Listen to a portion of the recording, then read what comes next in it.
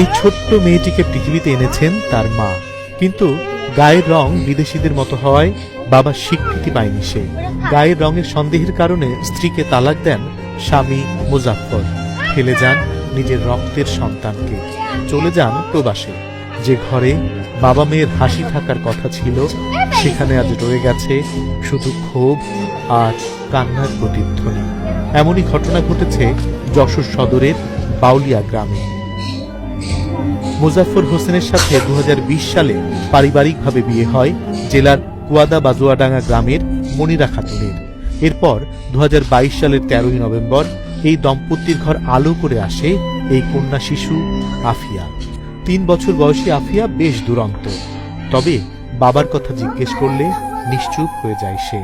বাপ যে বাইসাটা আমি একটু কোলে নি, আমারই তো সন্তান ভাই, তাই কোনোদিন কোলে নিইনি। এরকম দেখে বলতেছে তোরে আমি রাখবো না, আমার বাইসা এরকম হয়েছে কেন। তারপরেও কষ্টে মষ্টে থাকি পরে, তাই ও মনে মনে থেকে আমাদেরকে তালাক দিয়ে দিয়েছে।